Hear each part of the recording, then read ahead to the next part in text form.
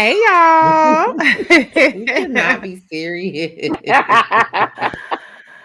It is another Wednesday, and we are here for our final Harlem recap, ladies. Last one. I know. I'm happy though that they gave us like a weekly release as opposed to just dropping it all at one time because it was more of an event. So, Yeah. joining me again is my girl Ashley. That's it. She's not gonna make something. Erica Savage Wilson, because there's only one Erica Savage. Period. What's going on, y'all? And Suzanne. Hi, y'all. Hey. Okay, we're gonna go ahead and get started. Okay, but while we're waiting for people to show up, I do have to say that I interviewed Shaniqua Shonday yesterday, who plays Angie on Harlem, and she was everything. I absolutely love her. When I interview people, I like to do my research on them at first because, I want to try to like get a sense of like more of their personality aside from what we see on screen, things that they enjoy talking about, things that they probably will be like, I know this bitch did not just ask me that. Or even like, just how people sound like, okay, Damson Idris, he's British, and so like if you only watch, I'm not interviewing him, but if you was it Dancing Idris? What did Denzel call him? Dancing Idris. But anyway, if you only see him on TV, you don't know that he has a British accent when he talks in real life. So just little stuff like that. Like I want to know, like, okay, I don't want to be thrown off like, oh shit, I didn't know this person had sounded like that or they whatever that was. So anyway, so I did my research. So I was prepared and it was a lovely interview and she called me very kind and said that's why she feels like comfortable opening up and stuff like that. So it was great. I'm pretty sure I'm going to put it on this Saturday. I have like a couple of interviews, so I'm like trying to figure out how to move all the puzzle pieces together. But anyways, I told her about our recap tonight though. So I'll send her the link later. Or not, I don't know, because the way y'all be dragging people. Ain't nobody finna drag her. No, not her. But all of them are really close in real life. This isn't like a Sex in the City, like frenemies type of thing. Like in real life, they're all a very close-knit group. So. Okay, yeah. Okay. But don't temper your commentary for the off chance that she. Oh no, never that. Well, we know that ain't gonna happen. But anyways, okay, let's go ahead and get started. So I'm just gonna start. I was like how I normally like to start off. How are we rating? Should we do episodes 7 to 8 together, or did you have different feelings? Okay, first all together, and then if you had different feelings for episode 7 versus episode 8, then tell me that. But how did we feel about the finale starting? Well, let's do thumbs up. So 2 thumbs up is for both, 7, 8. All right. So on 3, 2, 1.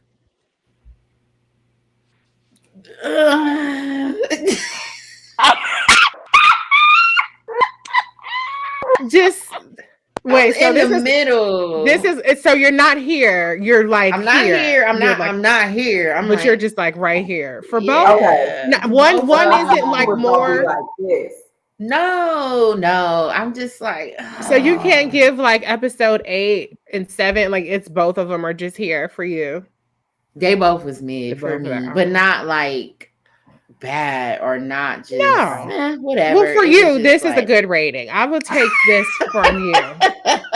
I'm not that hard of a critic. No, you're not. Well, Ash, you and Ashley kind of go in between of like one of y'all being harsh, I be want to see some titties sometime. There was no titties this season. Exactly. There was titties last season.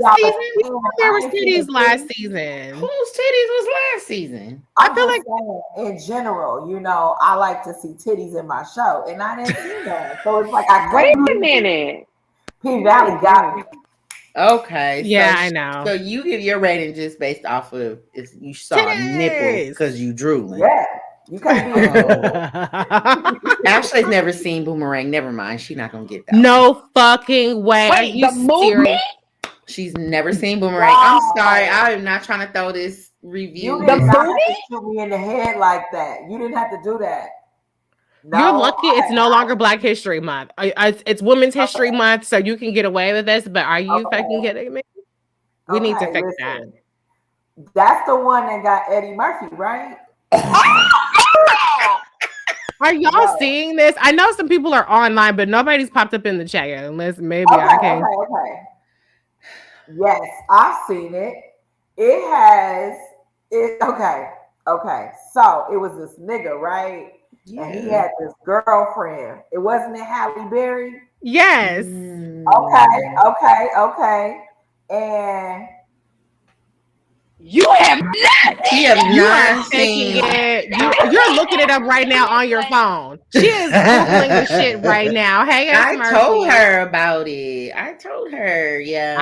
I'm sorry, flabbergasted. Ashley. I said just to now the internet is about to troll me. Okay. Marsha says take her black card. Wow. Okay. Listen, I have seen Boys in the Hood though, so that counts. Okay, let's move on because we can stay on. We could probably stay on that for 30 minutes. But okay, so you come in for me. Okay, sorry.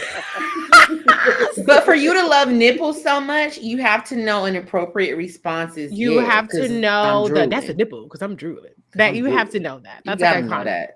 Okay. I'm gonna watch it this weekend. I'm gonna watch it. Okay. Everybody's gonna be looking for that. Our next recap, people are gonna want to update on this. You can be my Am I Tripping? I have never seen Boomerang. Am I Tripping? Yes. Feel like if I watch it now, though, I'm gonna see it with older eyes. Like now that I watch Love and Basketball, I saw it when I was younger and I loved it. But now that I watch it, I think the movie's fucking trash. So I think that it was always trash. But thank you. I agree. I've never liked Love and Basketball. I hated it. I did too. I've only seen it one time. If that tells you how much I've liked Love and I saw it. Period. Same. I was like, nope. Don't want that relationship. Nope. I didn't like how it was like she did something wrong. I liked it up until I was like, well, why is she begging? Like the fuck, she's not wrong. But anyways. I just wasn't as smart as y'all to see through the bullshit. Cause I was like, dang, she really chasing after this nigga. Is he somebody? You know, like he cute. Yeah. But Boomerang stands the test of time. Trust me. That's a Black Renaissance film. Oh yeah, for sure. I will have an update for you guys because I refuse to have my black card taken. And you're lucky I don't bust you out to Reginald Hudlin because we follow each other. He produced Boomerang. And come through with the name drop, bitch. Let's every now and again you gotta just drop a name out there, like boop. But anyways, okay, moving on. Okay, so Season, I'm gonna start with you, the contrarian of the group, the person who's right here. What did it not give for you that put you here as opposed to here? What it didn't give for me, it was just too many pieces that were way too convenient. And it was decisions that were made that I really wanted to see maybe the background of them. So like, for instance, the convenient ones was definitely her, Keith. He just so happened to be walking down the beach. That was random. And then when the mom showed up, I was like, okay, maybe the mom sent them, but then that didn't happen. Yeah. So then I was like, okay, so now we really just taken back to this just being way too fucking convenient. Like, so that part was like, because honestly, they really could have just left that part out, to be honest. Okay, let's just go person by person, starting with Quinn, right? So Quinn, the last 2 episodes kind of center around her a little bit more as opposed to the other characters. At the end of episode 6, the girls rally to her side because she confesses that she's not feeling like herself. I don't think she used the word depressed. And so episode 7 picks up with Quinn and the girls, you know, they're in Patrice y'all said, gonna, yeah, where the fuck y'all he gonna come see from? where I'm saying in a minute. I'm not just trying to be a judge. Yeah, no, we're gonna get to it. I'm setting the table here. So the girls rally to Quinn's defense. We find out the show picks up where she has gone to see a counselor. The counselor has given her optional meds to take, but she's worried about the effect it might have, which is understandable. A lot of people talk about different side effects. I wish people would talk more so about how you can keep trying different prescriptions until you find one that works. Some people try something, it doesn't work, and then they quit altogether, as opposed to like, well, if this doesn't work, try this dosage or try this brand or whatever. But anyway, that's a tangent. So they plan to go to Puerto Rico, which they do. Puerto Rico thing is random to me, but okay. And so Puerto Rico, they get there. Quinn is, you know, kind of more so back to normal. What Season is talking about is while they're there, it was it on the beach? It was on the beach. Just got there, chilling on the beach, and here come Keith out of nowhere, the finest man that got away, and he been waiting to just run into her one day and treat her like a queen. To me, it would have felt more on brand if the mother set it up. But because the mother set it up, I felt like they were just really trying to force a nice little bow on things. And I to me, that's corny. Well, I think I like a little serendipity. You know, the white girls have it in their shows and in their movies and shit. So why can't a black woman have a little serendipitous reunion? You know, I'm not mad at that. It is easy. It's very convenient. What I'm mad about is, why do you introduce this plot in episode 7? Basically take Quinn completely off the course of this being about her self-discovery and healing and finding herself, right back into Quinn lovesick, you know, whatever, which was fine because he was equally as into her, only to at the end of the show have her break up with him. That was fucking stupid. I wanted to punch Quinn. I was like, this is, you know what, Quinn, you have leapfrogged over Camille as dumbest bitch on the show. That was I'm sorry. I was like, I wasn't gonna go there, but no, there was no thought. Like, at least take me through the thought process of you breaking up with this dude. Like, how what's the name, broke up with Michael. It's like, wait a minute, walk me through this. That was dumb too. So but let me get Erica in on this. Erica, what is your take on all this? I was like, what just happened? I mean, and then to me, it really showed the influence that other people's words have on Quinn, because it wasn't until, remember, Michael came into her shop and he was like, yeah, I went through this period where I was being pretty pathetic, but then I took some years off. I found myself, and then she found herself repeating something that she heard RuPaul say on Drag Race, which was basically, you got to love yourself before you can allow somebody else to love you. And I was like, I feel like that's kind of been the message all along. But there again, it kind of took somebody else introducing that to her, you know, again, in a roundabout way, for her to then be able to make the decision that, yeah, this has been your pattern for all of these years, and you do need to break the pattern. And breaking the pattern means that you need to stop always wanting to be coupled up all the time. So I thought that was a little dumb. Like, it would have been different if she would have had a roll in the sand than actually immediately jumped into a full-on relationship from her college sweetheart. I would have liked that. Would have been amazing. Like a fling, just to hit a reset. Wait, what did you say, Caesar? Like a fling, like a roll in the sand, okay, and they just, and then they part ways. Like, we'll have to see how this goes when I get back, but I need to work on myself when I get back. Like, that would have been, bam, I would have loved it. Yeah. Well, let me go to a couple of the comments. S. Murphy says, like, did the production go over budget? And I was like, okay, we got to wrap this up quick. I am not crazy. That is so wild. Patrice says, right, Keith's all in love ass, but how he been waiting for her and ain't been looking for her. That's what I'm saying. Where did he come from? He just That's okay. true, because she does have a whole ass store. Like, you could have Didn't he found say he it. had another relationship or was like married or something, and then he broke up or something like They that? were talking about how unlucky in love they both have been. So, but to Patrice's point, why wasn't you looking for her? Rebecca says, Quinn is very impressionable. Erica, I did not pick up on maybe Michael having an influence on Quinn. I have a different take about this, but I'm gonna let Ashley chime in first, and then I will give you my take on it. Go ahead, Ash.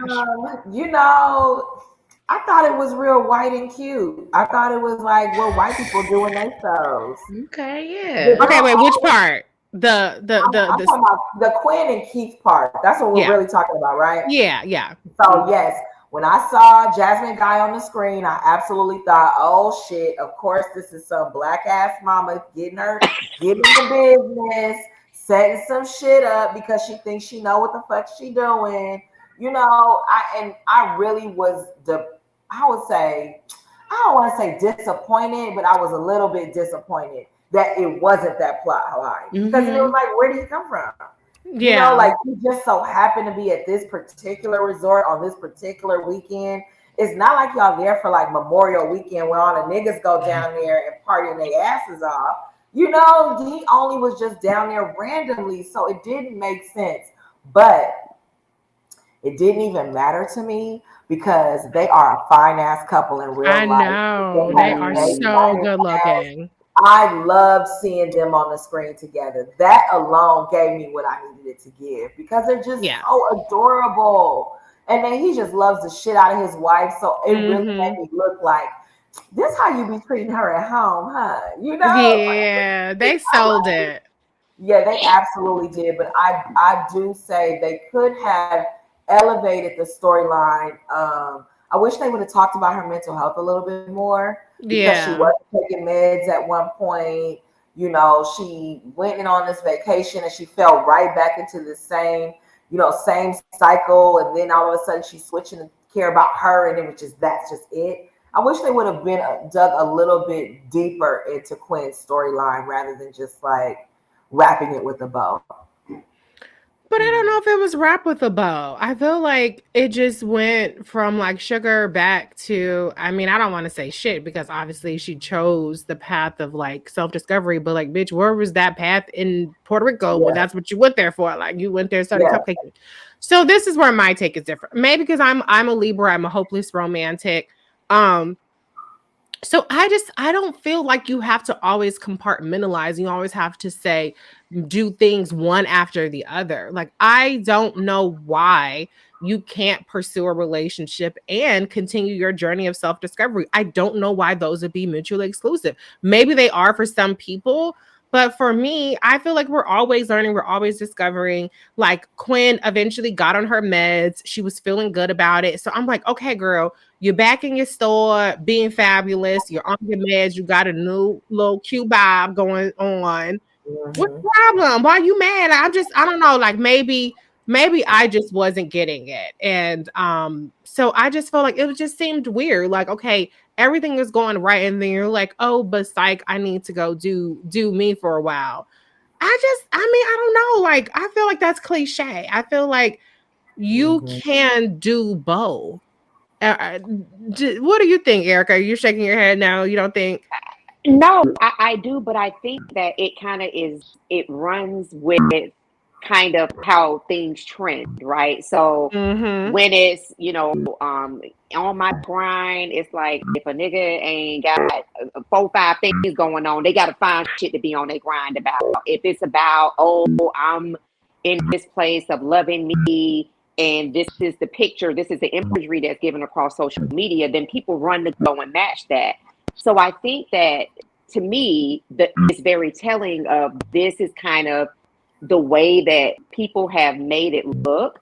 Yeah. And then this is how it's supposed to look. So healing is, all of my doctors have told me, like, drawing a picture of healing, it's like a kid the first time they have a pencil or some type of writing utensil. It's all over the place. Like it is not linear. Right. And I feel like, to me, to go back to Quinn's character, what I think it was Rebecca said, that she's very impressionable. Yeah. To me, that goes back to really kind of that imprint, the imprint of how a thing is supposed to look, and then not people who are not independent thinkers go, oh shit, well let me pack my bag up and make it look that way.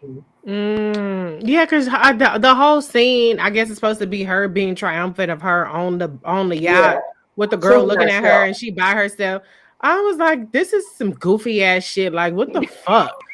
Like, I'm sorry, bitch, but you would have looked way better with fine ass Keith. Like, that's triumphant to me. Like, no, you don't think so? I'm saying, I'm like, something like, girl,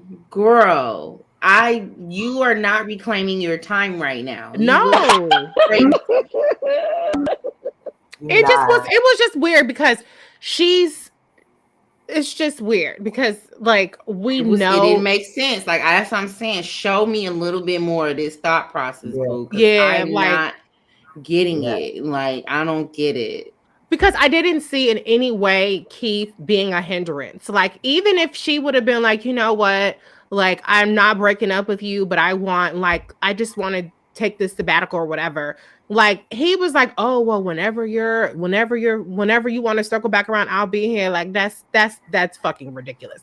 But the fact that he was that supportive, I just feel like you don't know how to communicate your needs. Like, I think that's the problem. She doesn't know how to communicate her needs. It's like zero sum. It's like either she's all in being a people pleaser, being in a relationship, or she can like look out for herself. I feel like she really needs to mature to where she can do both at the same time. Because I'm sorry, I know how to take care of me. I know how to, make sure I'm all set and still be married and still be a mother, So I just don't understand the whole notion of like, well, until this happens, then I can't, figure. Dumb. We have to take into account that you have a certain level of emotional intelligence that she clearly does not have. Yeah, and I think that for some people, you are able to balance, life, personal and work life. We learn that, as we be in the careers that we're in. But when it comes to relationships, there are some people that need to pull back. Like, for instance, I needed to pull back before me and my man got together. It was, I need to focus on myself, get my shit together, because I just don't have the mental energy to put into multiple things at this time. So I understand her. I can understand the idea of her pulling back and saying, look, I'm clearly making decisions that's fucking my shit up right now. I need to focus and get my decision making under control before I now have to be involved with some nigga. Because we all know niggas take up energy, time, money, all of it. Why is everybody looking like? They do. I mean, I love them to death, but they can be draining as well. So it's like, before you have to get your reserve of energy together, because this person is human, is gonna drain you of some of it. So I can get that her. I can understand the idea of her saying, look, Keith, I can't do this right now. I don't understand or agree that this fine ass nigga is sitting here talking about he gonna wait. Why not? I mean, they was really vibing, but maybe the breakup speech should have just been more like, take a break. Yeah, take a break. Maybe it was a verbiage or it just I need to know. I need to know what's going on. I was confused. But this bitch being on that yacht looking content, I was like, that did it for me. I was like, wait a minute, what am I looking at? But see, the only reason it happened was because of what Mike said. That's my whole thing. Like, meanwhile, Mike engaged. Well, we don't know that. Well, Mike proposed, but go ahead, Erica. I'm sorry, I didn't mean to cut you off. No, I mean, it was like, okay, remind me what he said, that because I don't remember it being that memorable. Like, he said, she was standing behind her cash register, I think it was, and he was like, yeah, they were talking about Angie. He was like, I was pathetic at one time. He was like, where I would be attracted to somebody just because they were in the same space or, had the same credentials or something like that. And then he was like, but what I realized, he was like, is because she was like, Don't come for me if I didn't send for you. So she was basically saying, you reading my mail. And then he was like, but what I did was I took a few years off, spent some time to get to know myself so that, he could make a decision, not based on whether somebody went to an Ivy League school, but it was the person that truly kind of like matched his fly. And that's when she repeated that shit RuPaul said on Drag Race about how can you love anybody else if you don't love yourself first. I was like, Quinn, are you fucking kidding me? Like, you already know you have been coupled up all the damn time. So you didn't have the level of self-awareness to go, oh shit, well maybe I just do need to spend time by myself. This nigga came by your job looking for his woman because he wants her. Yeah. And that's the thing that like got your wheels spinning about you needing to spend time by yourself to get to know, like, you know yourself. It was just weird. It doesn't make it. I was like, yeah, she was a lot. Okay, first of all, let me say, hey, Karina. Okay, now Ashley, let me just ask you. Let me just ask you, because you said you had to get yourself together before you got back with your now husband.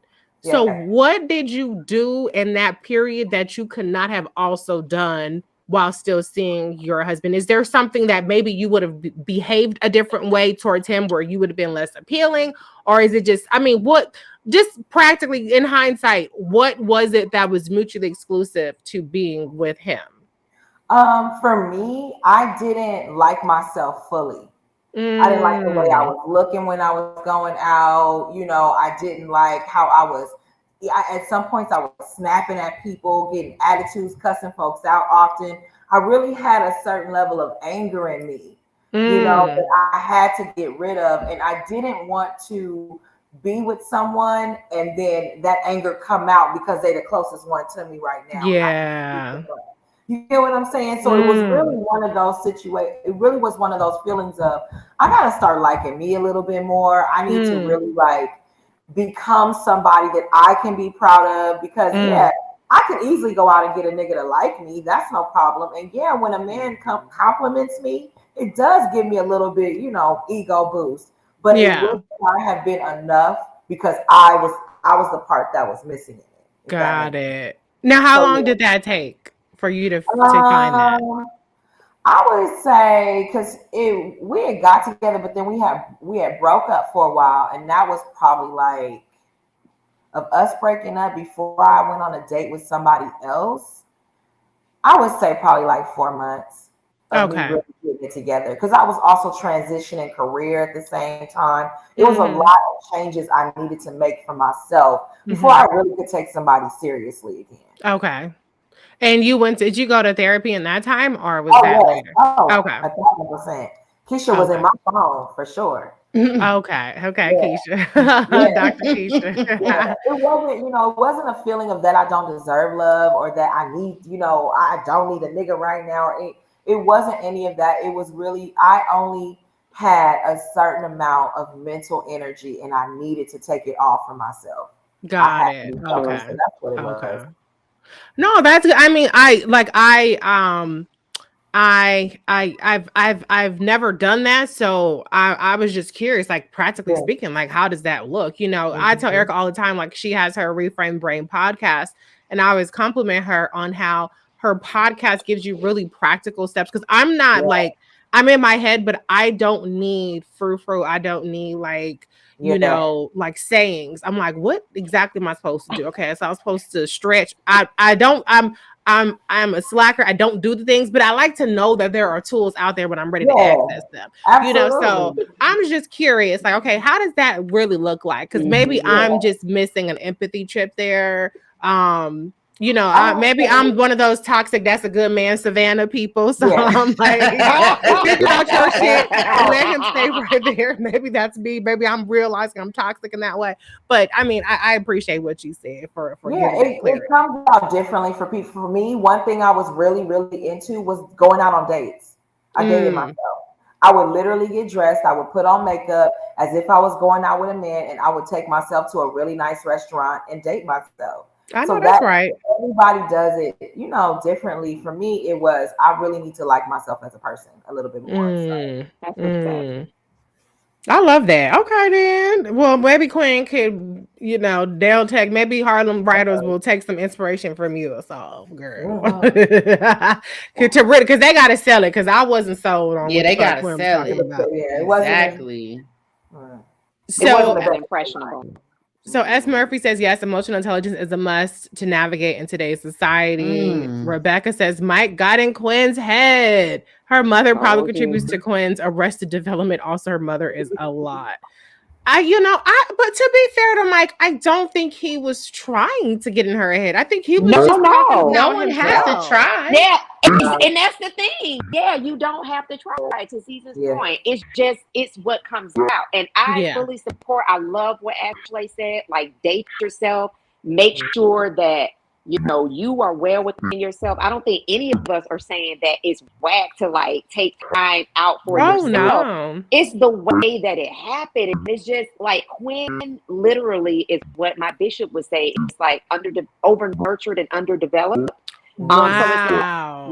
So she needed to be in the oven a little bit longer. She is way too to use. Did she say she needed to be in the oven a little bit longer? That's the Georgia coming out of me. That's the country. That's that Georgia. We cut you and dare you to bleed. That's that shit coming out of me. But she definitely needed to be in the oven. Definitely she needed that. But like the word Rebecca used, impressionable. Like, I think that's the frustrating part for viewers. It's just like, damn, bitch, like, you didn't know that yourself. Like, but why you figure this shit out? Why didn't you figure that shit out with Isabella? Why you gotta learn this lesson on Keith? Like, Keith was the catch to me. So maybe that's why I'm just not sympathetic. Honey, he was your actual boyfriend, okay? Yes. Yeah, I mean, he was actual boo. And Trey Bice, I've seen him in person, Jay. Fine. Tall, good looking, just really.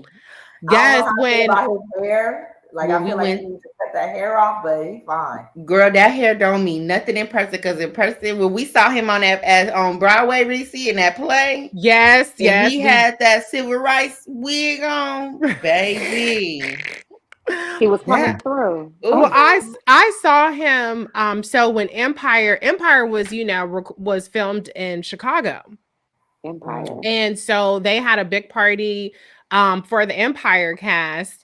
And so all of them were there, and he was there, and he was very, very low key. He wasn't, there was a bunch of groups trying to get at various people, but he was very low key. But he's very tall, very handsome, very much, chill, laid back, not really, They out give there me whooping. Boris and Nicole vibes, like just a fine ass couple. Yes, looks wise, yes. Mm-hmm. Okay, I don't think light skinned men, or I'm not attracted to light skinned men. So I'm gonna have to look. Okay, so I'm gonna have to look at him again, because Trey? It's fine.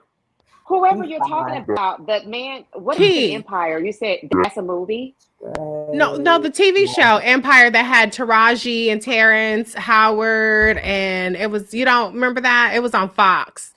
It was it was pretty. I mean, it's been off for several years now. Jussie Smollett, the whole hoax thing that he was filming.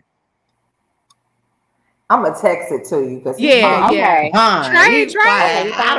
don't do light skins, but he fine. I don't think he's that light. Reese. He ain't Terrence Howard. No, he's not Terrence Howard. Well, I'm married to a light skinned man, so obviously I don't discriminate. Yeah. I ain't never dated nobody but my husband, and he chocolate, so. Hello, right. I know that's right. Damn. He fine, ain't he, girl? Damn.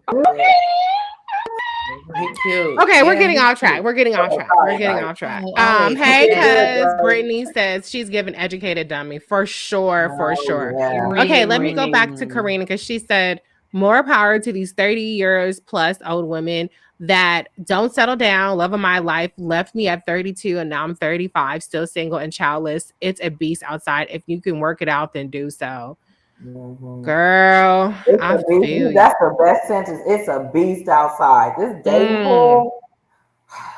But I kind of feel like she says, I've been solo dating for years, not even traveled alone. Where's my life partner? I know. Girl, he out there.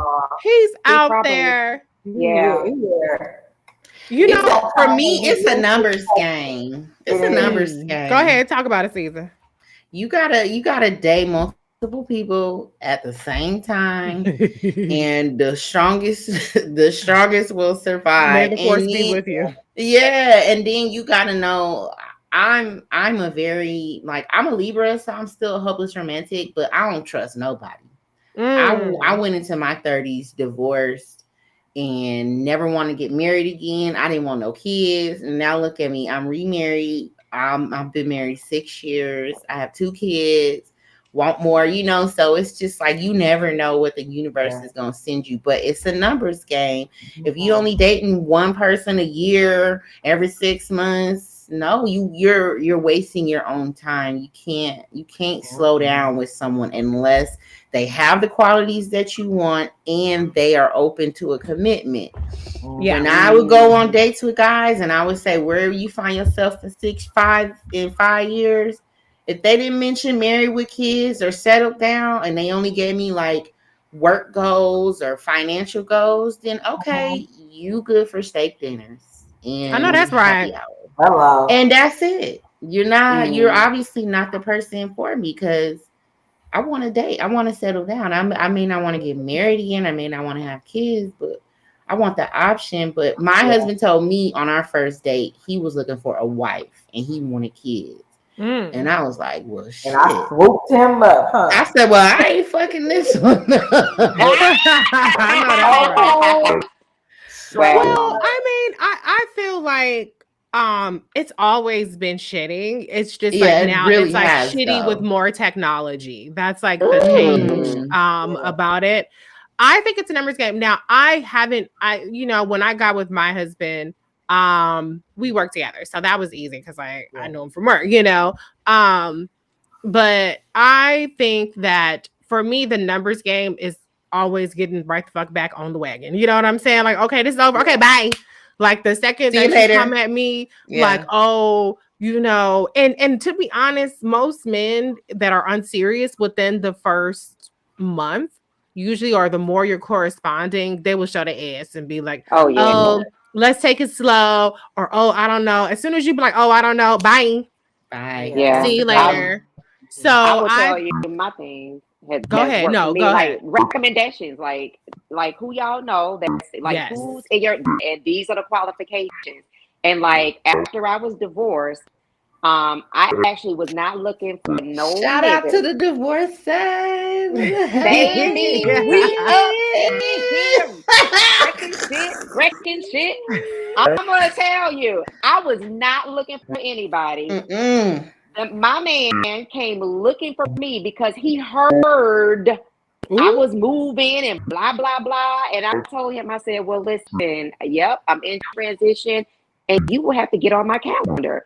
And it was 2 months to get on my calendar. He patiently waited and we locked it down. So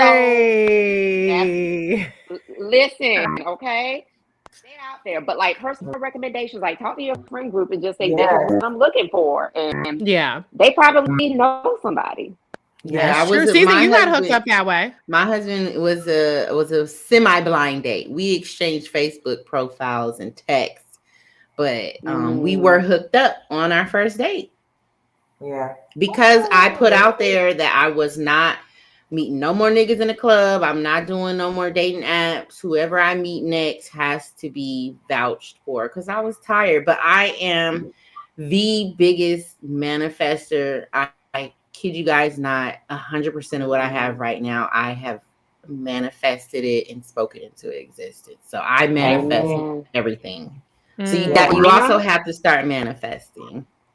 Don't get CeCe Winans on there talking about I cast a spell. She said that was go ahead, sit down, please. Sit down. That ain't, it's just a song. We'll chill out. But Ashley, did you want to add something? My biggest thing was I do show and tell. I don't play them games. If you just tell me what you want to do, you have to actually show me. And so I cut niggas off fast. I don't play them games. As soon as you say something I don't like, be blessed. Be blessed. Be blessed. Come on. Be blessed. That was my response completely because one thing a nigga will do is waste your time. Oh, Sit in fuck your yeah. phone. Y'all, for me, it was you get a solid, week of us text messaging, video chatting, talking on the phone. If you don't ask me out by the end of that weekend, I'm not talking about Starbucks because I don't drink coffee. Like, if you're not asking me out, why are you in my phone? Yeah. Why are you in my phone? So it's really being steadfast and having your boundaries set of what you will not tolerate and sticking to it. I hear a lot of women say, "Oh, I want a man that does this. I want a man that does that." Recognize that they are not gonna come perfect how you want them. They all got something wrong with all of them. Got something wrong. Not my husband. It's just a matter of what you want to deal with. It's a matter of what you're willing to tolerate, what you're willing to deal with, because it may not be. We ain't saying we got niggas around here that's beating bitches or anything like that. We good, but Oh no. Yeah. But honestly, we talked a lot about kind of like putting your foot down and stuff. But I think there's also a part of it that we have to have energy that attracts what we need to. It's not just manifesting, because you can have it in your mind, but what energy are you putting out? And I tell my girlfriends, like, are you putting out receptive energy? Are you putting out don't fucking think about it energy? There's some people that will still step to you even if you have I don't fucking think so energy, but generally speaking, you have to have something. You have to get your energy to a place. And I'm not saying if you're not attracting it's because your energy is fucked up, but what I'm just saying is energy and how you are presenting yourself. That's really important, because if people feel like you're closed, then a lot of men don't have the like fucking I'm gonna shoot my shot energy, so you have to do that.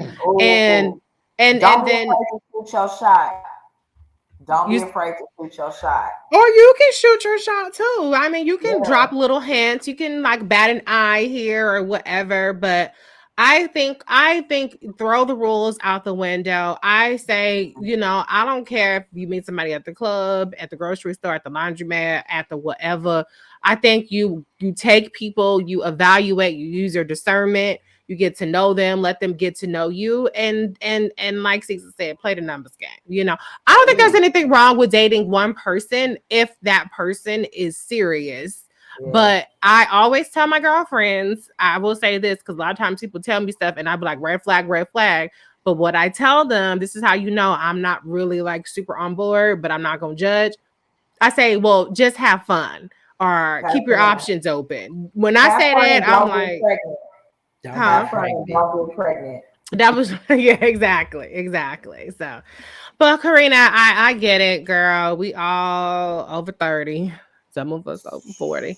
And so it's been hard, but I always say I just need one. It's billions of people. Yep. I just need one that's gonna work out. And I think keeping that in perspective, it always helped me be like, well, I ain't got to have 50, 11. I just need one. So yeah. Yes, girl. But go ahead and bat your eyelashes a little bit if you out, I don't know about the app life though. I don't know about Tinder and all that stuff. I don't either. I did like eHarmony back in the day, but that was about it, so I'm showing my age talking about eHarmony. Why you make that face? But I met my husband at work, so that was the best. I think work is a good place. Or if your coworkers, if you got, black people don't do a lot of like happy hour and shit like that with their coworkers, but if you have friends that go out for drinks with their coworkers, might be a good time. I say cigar lounges have a lot of men, disproportionately more men than women. So if you smoke already, go ahead, check that out. That's a good one. Yeah. No, seriously. Every time I go on, my husband, I go, but I'm like, damn, it's a lot of niggas over here. So cigar lounge and football. Football equals niggas. My turn. The season's S. Murphy says we all got baggage. You got to find the one whose baggage you're willing to put up with. Yeah. I agree. She said, if you enjoy swiping left, then the life is for you. I know. And sometimes you might have to go a little bit distance. I don't know. How do you guys feel about long distance or like short distance, but not? I gotta be able to touch you. I'm sorry. Well, it depends on where you're located. Some like places, long distance, personally. Yeah, I feel like sometimes your person might not be right in that city. Maybe. I mean, she says she travels. She travels the world, yes. Right. So listen, if that person is for you, then that's for you. Y'all can just travel together to go see each other. I know. If you don't have any kids, if you can work remote, girl, go ahead and see the world and see what all the fish is. Yeah, for real. Go swim a bunch of different ponds, okay? But okay, hello. Karina says, thanks, y'all. Definitely taking the advice. But it is hard. Oh, S. Murphy says, I'm in a long distance relationship. It's challenging. Yeah. I mean, it's challenging if it's going to be indefinite, but I think in terms of meeting somebody, sometimes your person just might not be in your city at that moment. Not to say that and then you can figure it out from there. I'm just saying, when I say keep your options open, I just think keep your options open. So, but yeah. Anyways, okay. So I think we're done with Quinn. So I'm the only one who's really mad at Quinn because I was like, Quinn, you're a dumbass bitch. I just thought it was. Okay. Weird. Well, I was mad at her about the Angie shit, but I guess we'll get into that a little bit later. I ain't like that shit at all. I did not like that. Yeah, I was like, really? Like, you got up with a nigga and now that's my Michael, ma'am. Girl, what? I was like, you feeling like froggy now? Like, because keep paying you some attention and you can talk shit about your friend. Like, I didn't like that. I ain't like that. I didn't like, but I think that was a little elitist of Quinn. That's her kind of pedigree jumping out, kind of thinking like, that's mine. And, kind of like, I mean, she kind of like played Angie small in that situation. Like almost like, I can't believe that the person that you've been talking about and raving about who's so into you is the same guy that, my mom tried to hook me up with. Like, like, I just feel like it's sometimes, I mean, and sometimes that jumps out of you and you really don't deep down in your heart mean it, but it's just like a knee-jerk reaction. But I just was like, damn it, be your own people, because that was fucked up on Quinn's part. Like really, really nasty work. So but then Angie went and broke up with him. And that's another thing that happened where I was like, okay, why? That made no fucking sense. It made no sense. They didn't show the scene. They didn't show Angie even talk about it or mention it to anyone, but oh boy, when they showed up at the Joy exhibit. No, she did talk about it with Camille. When? Oh, I ignore scenes with Camille. When she do that? So she had a scene with Camille and she told Camille that Quinn comes first, and so she broke up. Oh yeah, okay. So at the exhibit, that's who she was talking to at the exhibit, but she hadn't spoken to. So she no. It was before the exhibit. So where it was I feel like Angie went to Camille's house. And didn't when she was looking at the piece, Quinn's mom showed up. Showed up. Right, this was Angie, Camille, and Quinn's mom. Quinn's mom showed up when Jameson was there. I don't remember. I don't remember there being any discussion on Angie's behalf about breaking up with Mike until the exhibit, and she was saying, "Yeah, I did it because Quinn is so important to me." But she was mad at Quinn, so that was my thing. Is have a conversation with Quinn before you go and break up with this dude. Like, hey, if it's that serious to you, I'll break up with him. But she just went and did it. Hoping, girl, if it's that serious to you, fuck you. I'm breaking up with you. I'm sorry. Ain't no bitch going. That shit was crazy. That shit was crazy. Like, they didn't even date. Like, her mom introduced them. They both were just like, I'm not feeling you. This ain't working. And like, you with this whole other dude that you were with in college, like absolutely made no sense. And so, what season? That part when she said that, yeah, I miss my Quinny, and she'll always come first, and I know I'll always come first for her. I was like, no, fuck you don't. You don't, girl. That made no fucking sense. That made Because zero honestly, sense. is she really your homegirl if she making you dump somebody she knows you're in love with? Right? Like, it To made be no fair, sense. Quinn didn't make her do that. Angie kind of went off rogue agent, but I feel like Quinn was a bitch for trying to downplay at all or be stank towards Angie to where Angie felt like it was a wedge, you know? Well, when Quinn isn't feeling herself, the first person she takes it out on is Angie. That's true. Right. Yes. So they're like dependent on each other, but Quinn is more dependent on her to feel better about herself. That's all. Because That's she can look down on her. She can say, well, at least I'm not like Angie. You know what I'm saying? But for Didn't Angie she to make make a couch joke the first season, like, you sleeping on my couch. She does stuff like that. Yeah, she does. Yeah. The little mean girl comes out of Quinn. She definitely has a little Yeah. mean girl part of her. Yeah. And she don't jump bad at nobody else. No, she would never do that to Camille, her Lord and Savior. Oh, because Ty would chop her ass up and then eat her. So, for sure. And we mean fork and knife shit. So you know what I mean? So she definitely ain't gonna jump bad with her. But it was also like, what was I just thinking about? Like, Angie actually called this bitch mama to say, listen, something's going on with your baby. I don't know what the fuck going on. I'm like, and this is the bitch that you talking shit about because she is actually in a relationship with a nigga that you didn't like, he didn't like you. Y'all did not go out. It was just a meeting. Like, you ain't shit. I know. That was another reason why. Okay, so now I remember why I was like, you know what, fuck Quinn, you know, because she was just being a bitch. Like, I was really not happy with that because I feel like at the end of the day, like, first of all, Mike was very gracious to Quinn. He was not pushy at all. He was making light of the situation. He was really like a gentleman. He, you know, tried to make her feel better and everything. So to me, I feel like if you're my true best friend, ride or die, and you connect the dots that this guy that you met that was incredibly gracious and kind to you in a moment where you weren't feeling good about yourself, is the same guy I've been with, you should be doing fucking cartwheels and throwing confetti so happy that, oh my God, that guy is great. He's yada, yada, yada, yada. Like, connecting those dots should have been a moment of like, wow, you deserve this. But the fact that it wasn't definitely was very mean girl of Quinn. And the fact that she kept being snarky about it. And I think she even made a comment like, well, when this doesn't work out, yada, yada, yada. Bitch, you should root for me.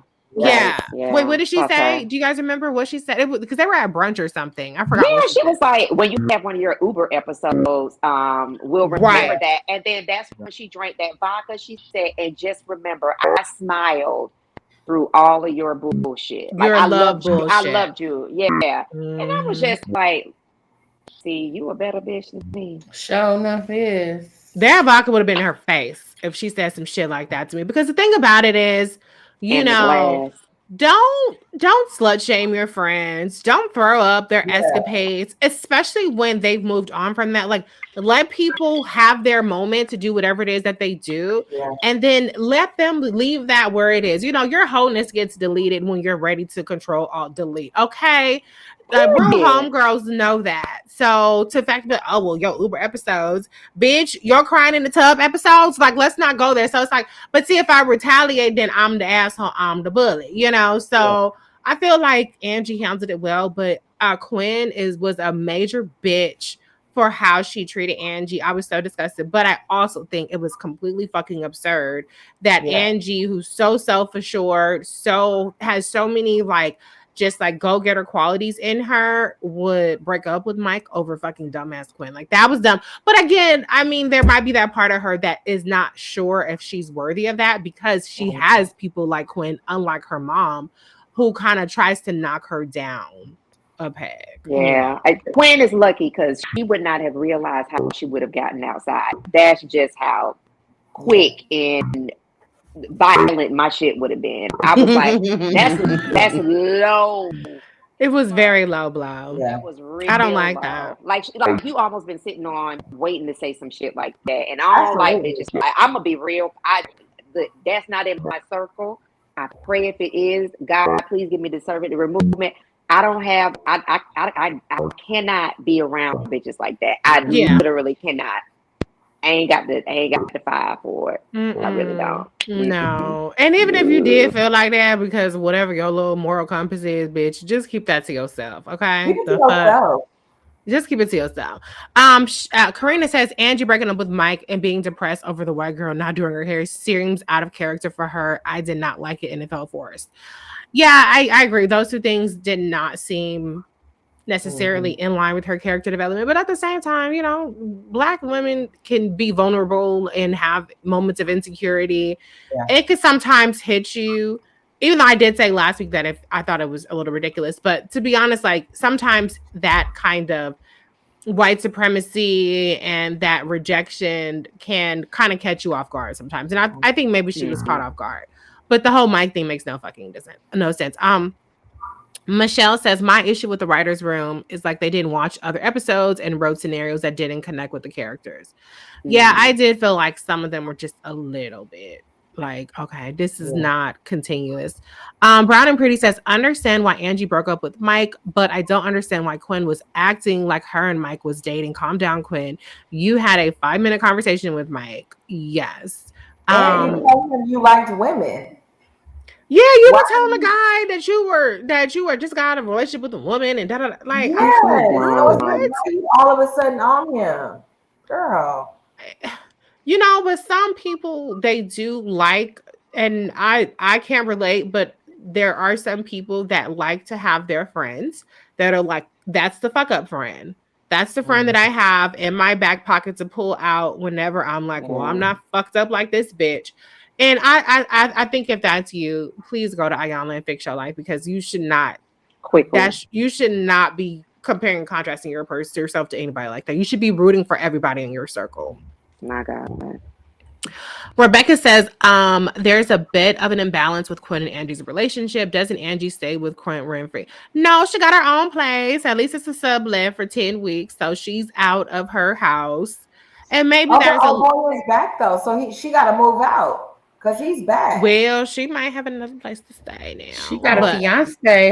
Hopefully. Well, we think so. We'll see. Okay. But okay, all right. So let's go on ahead and talk about Angie. So Angie was really that supportive friend throughout both episodes.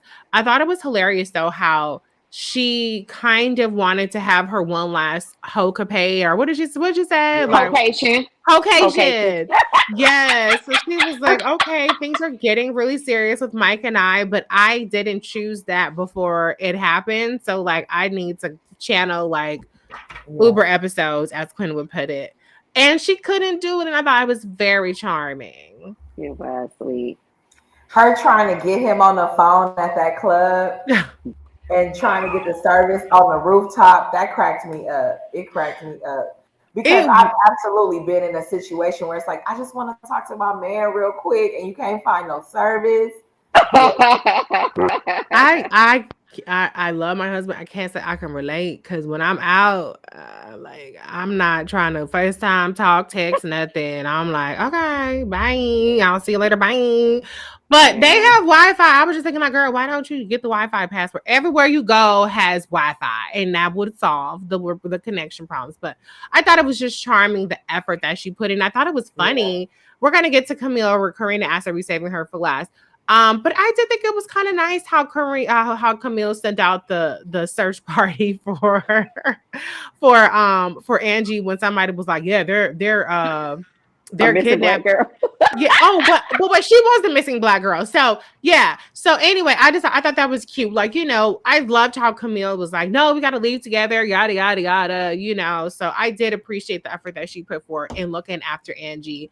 And I appreciated the conversation that Angie and Camille had. So I'll get to that in a second. But We already talked enough about the breakup, but what did you guys think? Oh yeah, okay, that conversation. We got to talk about the conversation with Angie and Camille. So, and Erica, you brought up how Angie graciously called Quinn's mom to come down and check on her. But what did you all think about the proposal? Are we excited or not? I'm excited. I'm excited for it because I like him. I like them together. Yes. They better not cut that nigga out. Oh, I know. Frederick Douglass, bring him back. The bang. Bang, bring the bang. I want to see a bang wedding. We need a bang for Yo, one wedding more banging. season. You know what I'm saying? Yo. Y'all see my little Frederick Douglass going? Yeah. We need extra drama. We want extra bang, okay, for that wedding.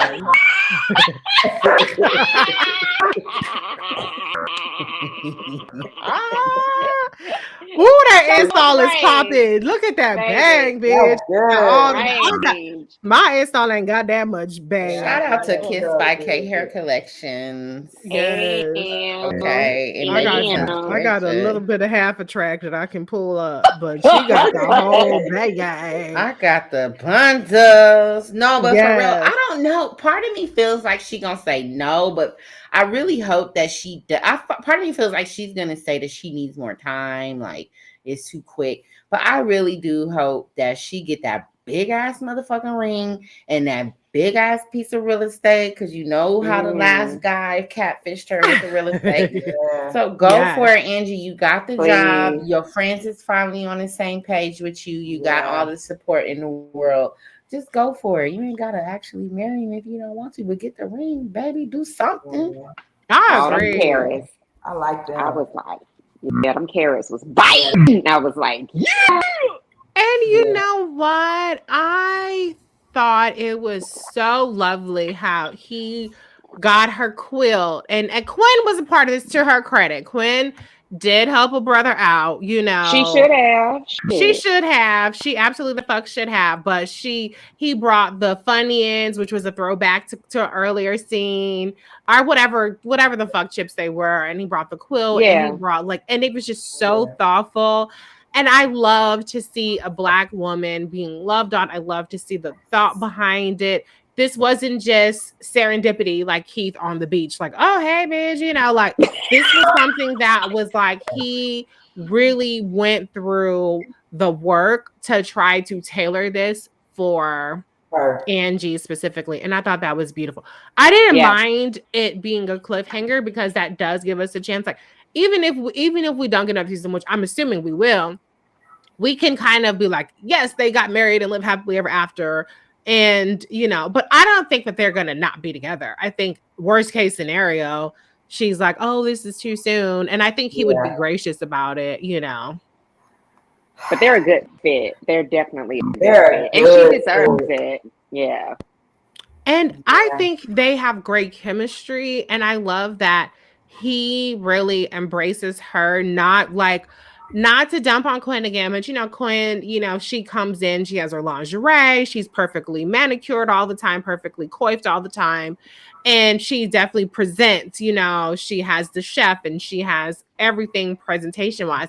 And he climbed up some, you know, ladders to get to her, to get to Angie when she had half cornrows, half hair out, you know, like he just loves him some Angie. And I love that. And he loves him some Angie, even when Angie is not acting perfect. Like she's done some kind of sabotage things. And he's like, you know what, bitch, not that easy. Like, I'm going to still love you and I'm still going to like chase you. So I love a woman being chased in a way that's thoughtful. So this plot just gave me everything. I would have never imagined that it was going to go this way from like the golf course. Definitely not for Angie. Definitely not for Angie. But I love it. And I love that it's a brown skin, curvy Black woman who's loud, who has big hair, who isn't perfect by society standards in terms of like, who knows what her housing situation is. Her job situation is on the up and up, but you know, she has other stuff going on, but she's still worthy. So the message is like perfect 10 for me. Yes. Agree. Yeah. Okay, so let's talk about Ty. No, wait, what about the conversation she had with Camille? We'll talk about that with Camille. Yeah, we'll talk about it with Camille. Okay, that was my favorite. I know, right? I'm with it too. Let me see. Wait, Karina says, I'm all for the relationship, but I'm ambivalent about engagement. I mean, they've only been dating a month in TV time, romantic. No, they've been dating longer than a month. Have they? I am 100% lost on timelines here. It could be all this shit could have went down in a week or 2 weeks. I have absolutely no fucking clue how long they've been. So there's been 2 weeks since Puerto Rico, but there have been well, think about it. The sublet was for 10 weeks, right? Now I think they said Eric had to come back a little early. Yeah, he came back. He got let go. Yeah, yeah. So I mean, it's been at least 2 or 3 months, which is still quick. But I mean, like Cecil said, you ain't got to marry the motherfucker. Just go ahead and get engaged. I think you're still. It's another step. You don't have to set a date. I think hey, why not? Shit, secure it and then figure it out later. That's just my attitude. Some people will take it like whatever. I don't know. I got engaged and then we were getting married like within 7 months, but we already had a bunch of other stuff going on. So yeah, but at any rate, okay, so let's talk about Ty. So Ty, I'm trying to remember everything from this episode. So this season, okay, I mean from the past episode. So where Ty mainly picks up is, she's like the main person behind the Puerto Rico trip. Like she wants the girls to turn up. Yeah, she's trying to turn up. She's trying to get the girls back, like like they never left, and everybody is just on some other shit. When you get older, your girls' trips kind of look a little different. You're not getting the cheap Jello shots on the beach that are like melted. I am the Ty. I related to her so much. I'm like, bitch, fuck sleep. Let's get fucked up. Let's go dance. Where the weed at? Like, I am the fucking Ty at this point. I was trying to do coke. She was like, let's do some drugs, bitches. I mean, if it has fentanyl in it, I might be good at this point. Yeah. But I might take a little nip. I might try something, but I'm scared too. I've never done it before. But I'm the Ty of the group. Like, I'm the one who, I'm also a stay-at-home mom. So I'm like, when I break. Let's straight up party, but I am starting to learn like, all right, we get kind of old, y'all. I'm kind of tired, so I can definitely relate to Ty in Puerto Rico for sure. I mean, I like to turn up, but I feel like my idea of turn up is different. Like, I remember when I was younger, I'm like, bottle service. Oh, hell no. Why would you spend like extra money for a bottle? Like, it's where everything is like right on dance floor. Now I'm like, we need to do bottle service. Like, if we're going out, like, I need to have a table. Like, I'm not trying to be general admission when I go out. I'm like, no, I need to have a place to sit. I need to turn up, look cute, and stand on couches and pop a bottle or two, and then I'm all set, So like, I just think like at my age, my idea of turning up is still like, I'm going to have a good fucking time, but it just needs to be a little elevated. I'm not doing general admission the same way. Yeah, and I didn't like now. So it is a girls trip. Now, of course, Camille coming with the laptop, still doing grant shit. Now, when me and my girls go out, like, my best friend is very much so itinerary driven, want to make sure safety measures in place. And I'm the bitch like, what? Shut up. Yeah. I'm like, take me everywhere where we can go get it in. Yes. This bitch is like, I got you sick. So like, there is that friend in the group, and knowing Nikki go to bed like at a certain time, like that makes sense. But like, bringing a whole laptop on the beach, doing work, when the trip is not about you, Camille, because you could have stayed your ass at home. When it's really about, I mean, like, it's being present for your girl who's going through some type of crisis. So, like, that for me, I was just like, did y'all really, really have to, like, make us dig in our heels a little bit deeper about the Camille train? That was a lot.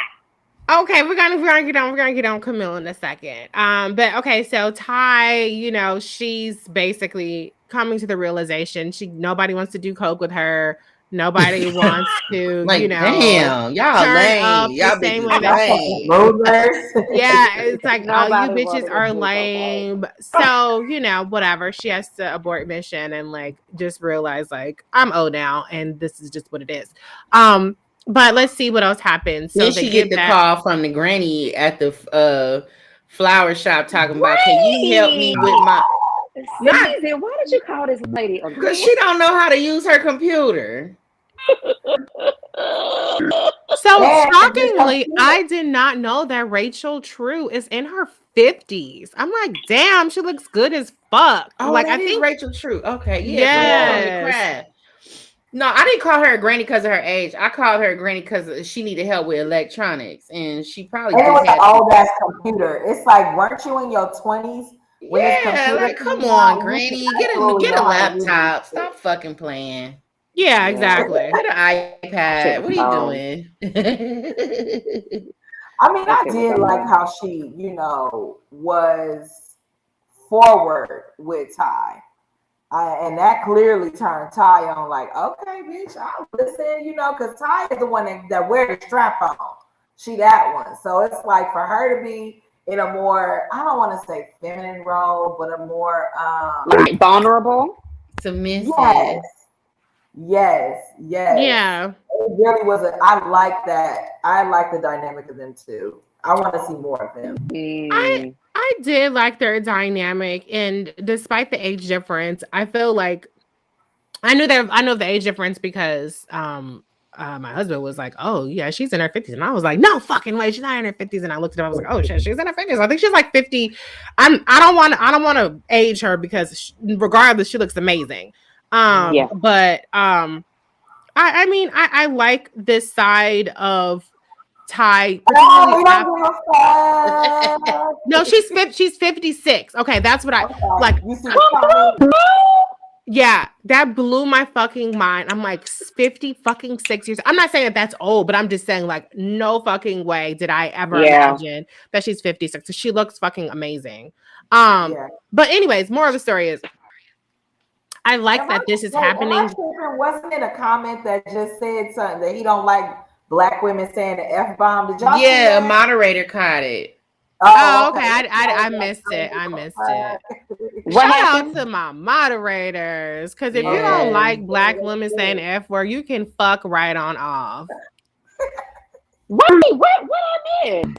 It was a comment came in. It's not saying they don't like seeing beautiful black women dropping F bombs. Come about saying fuck. Fuckity fuck.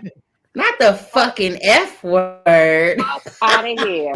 Fuck out of here. Get the fuck out of here. But do you have a problem with Richard Pryor? Do you have a problem with Eddie Murphy? Do you have a problem with I can go every rap song? Do you have a problem with all them saying the F word? No, so shut the fuck up. I mean, I'm so sick of people being a little bitch about black women and trying to police our language when thank you.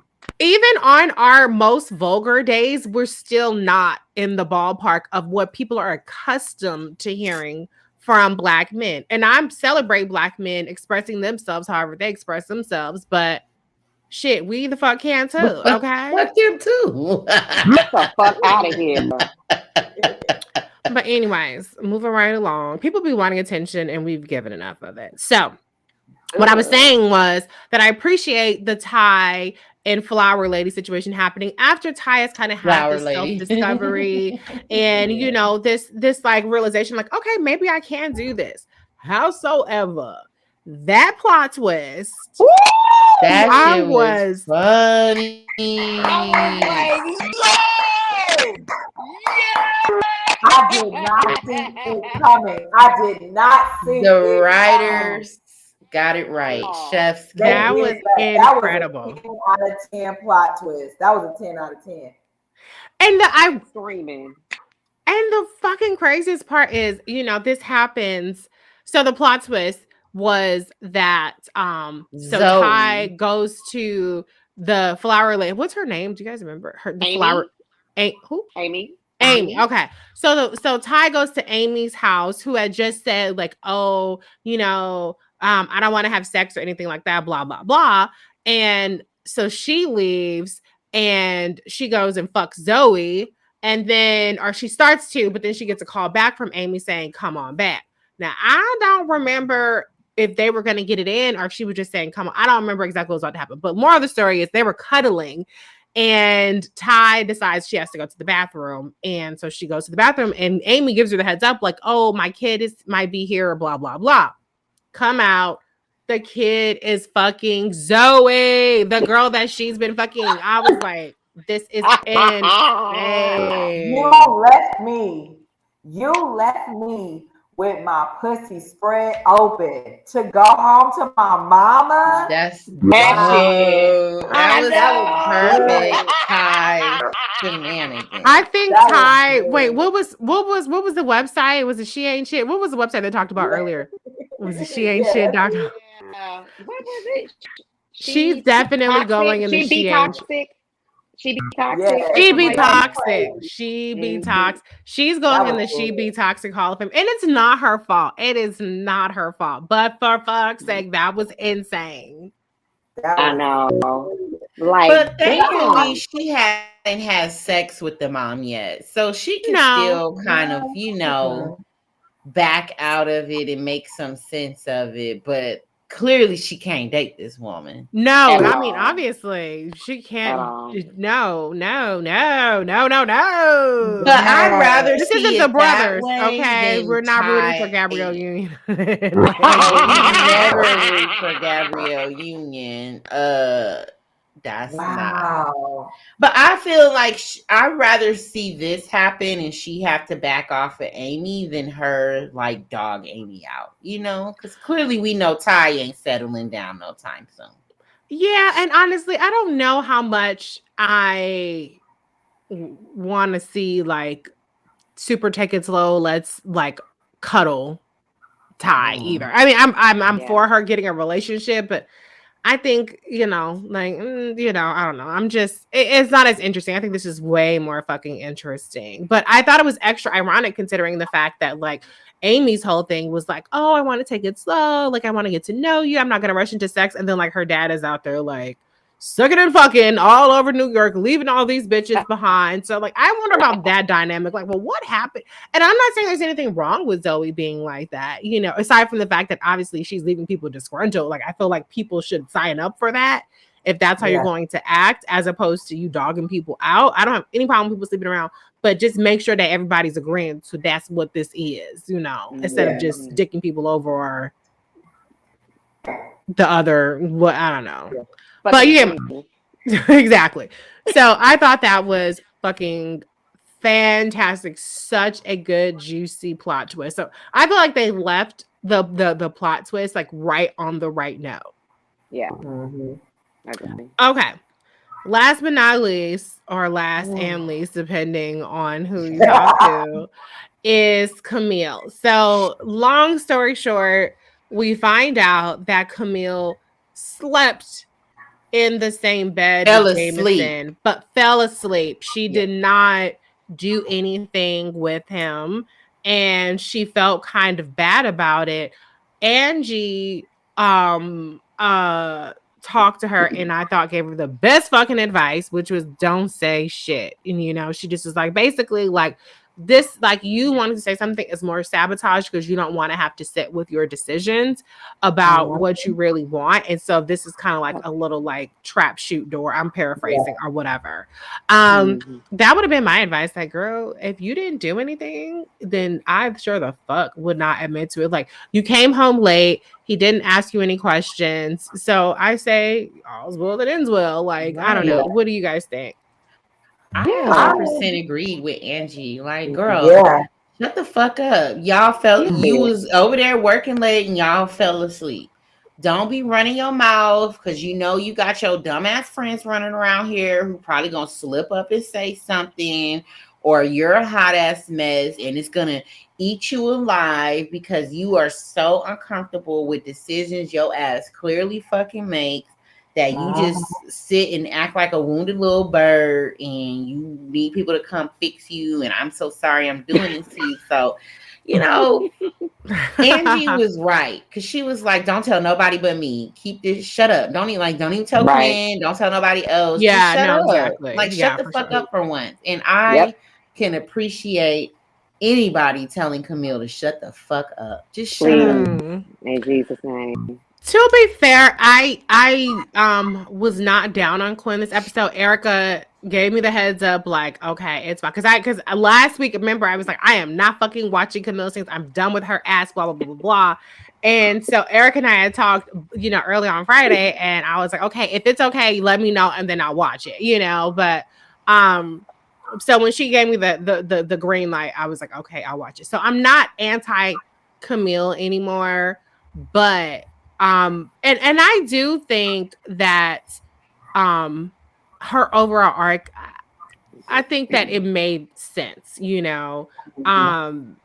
but I just love that Angie was like, don't tell anybody else. And you know what I loved? I love that scene when they all like walked backwards into the ocean and then like cleansed themselves and came back. I mean, people love a ritual except for CeCe Winans. People love a nice ritual.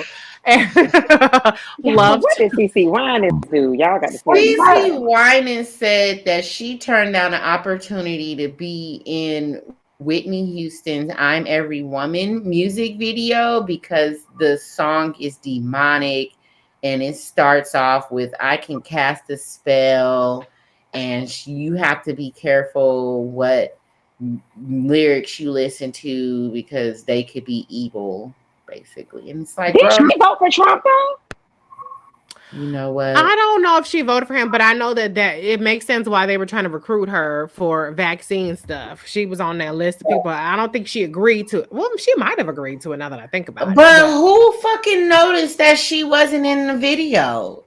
Nobody cared. And if that's what she believes, that's fine. I'm just making a joke of it, whatever, girl. But I just think that it was funny that she said it. But a lot of other people, I guess us demons, love a little bit of a ritual, a little bit of a reset. I would totally do something like that. Like, yeah, I'd love that. Come on. Yeah. Okay. So what else happened? All right. So let's talk about Ian for a second. So, Camille and Ian have these really awkward conversations about, having kids, and he has his brownstone that he got from his parents. And he's talking about, this can be a nursery, this can be that. And he's like, or it could be an office. Like, he's really trying to be accommodating to her. And she's just being fucking weird, not communicating. Yeah. And I just didn't get that part. But I thought it was interesting how the turning point for him is when he meets his aunt. And his aunt offers up $60,000. I guess when you're not in debt because of a relationship, then maybe you're a little bit more willing to be like, this shit ain't working. Like, he was gonna be all in because he's like, I'm paying this shit off, so this shit got to work come hell or high water. But once he got that money, he was giving tease, like he was definitely giving vibes like, I don't want to be with this bitch. This ain't really what I want. For sure. That's why I think he took the breakup so well, which was another thing that to me was not fully explained or dug deep into. It was just okay. Anyways, I'll save that but I'm like, yeah, Ian was definitely like, I don't think I'm really feeling Camille like that. Well, here's the other thing too, like what his aunt Tammy was saying, Bevy, who did a fantastic job in that role, was kind of like what I've been seeing about him. You all said that he did, show something different in Peace Valley, but I was like, he was definitely giving, to say again, the underdeveloped and over nurtured. Like, he was another one that needed to be in the oven a little bit longer. Like, he was giving that, and so for his aunt to have that conversation, and here he is, big grown 30-year-old ass, talking about you hate me, you don't like me. No, nigga, she's just tired of hearing her sister brother talk about your fucking shenanigans and how they again at their age have had to go into debt, get a line of credit because you don't want to exercise decision making skills. Like, you left here, you went to Paris, you came back with a bitch that you clearly weren't ready to make a commitment to and still want to dab with the other. Like, they are fucking tired of you. Parents parent, But like at a certain age, you should be parenting yourself, and if anything, being an asset to your parents in whatever the space you can. I say you got to pay all your parents' bills, but damn, you don't need to be worrying them with your damn fucked up ass decisions at this stage in the game. So I was like, thank you, Aunt Tanny, because you are giving him the talk that I feel like he's needed for a real, real long time. And it's a parent that his parents don't feel confident enough to have with him, because he is just, he's silly to me. Him and Camille were both silly. I'm not as down on him, but I do think that Tough Love, but Tough Love with $60,000 was a good, like, hey, like, I think what she was saying is like, let this be the last time that we have to bail you out. Like, be a fucking man about your shit. Be honest. $68,000. That didn't seem like that much considering all that we saw in that video. In that last season. But at any rate, Ashley, what do you think? I think Ian's an idiot. I think he has no emotional intelligence whatsoever when it comes to critical thinking skills. Now your auntie is saving you with $68,000 in the check. Like, maybe because I ain't never had nobody just hand me fucking $60,000 before, but it just didn't seem like it was the right decision. Like, why are y'all bailing him out of this? He didn't just leave this girl at the altar, or it's not like she passed away and he got to pay for the wedding because now she's not there. He cheated on this girl the night before their wedding, and now he's sitting here acting like he don't even want to be with the bitch that he cheated on her with. Like, it didn't really make sense to me, and it seemed like it seemed like she was slapping him on his hand, but also like taking him out of trouble. Like, I don't know. It felt very spoiled and entitled. Like, he did not deserve that fucking money. He didn't do anything for it. And he just out here fucking up. I don't know. I didn't like that scene that much. I think the actress was gorgeous. Yeah, Bevy Smith. Yeah. She played the auntie role very well, but as far as like bailing him out of this and saying don't do it again, he's going to do something stupid like this again. It was very unrealistic for me. It absolutely was. Well, white people bail their kids out all the time. I mean, it wasn't that unrealistic if you just think about it as like something that happens all the time, generally speaking. People pay for weddings and then a year later they're getting divorced and they're still paying it off. I think what he did was fucked up. I think it was a dick move. But Mira herself said she saw them kiss months earlier and she kind of put it in the back of her mind. So you're a dumb bitch too, because you wanted to kind of believe that you were going to have that trump card and you didn't, so I'm not excusing his behavior. I think it's fucked up, but I'm just saying, I think it's very interesting how he's been super accommodating, super gracious, super understanding, super trying to make it work with Camille until he got that check. Then he's like, well, she's right. Here we go with the impressionable, underdeveloped, over nurtured. Maybe that's what it is. He's just too impressionable. But the thing about Camille, and I respect a woman's right to have kids, not have kids, or whatever, but it just didn't make sense to me how she just came to the conclusion that she doesn't want kids, and so she's going to end a relationship with Ian over it, and he should go find somebody. Like you said, Season, the medical part of it, just that one test does not indicate that you can't have kids. And it just seemed like they did not walk us through that. Like, oh, I was supposed to feel devastated, but I didn't. Well, why would you feel devastated off of what you were told? It's not like you got a fucking hysterectomy and there was no chance in hell, or like you had like something happen to a pregnancy and you were like, woo, that's a relief.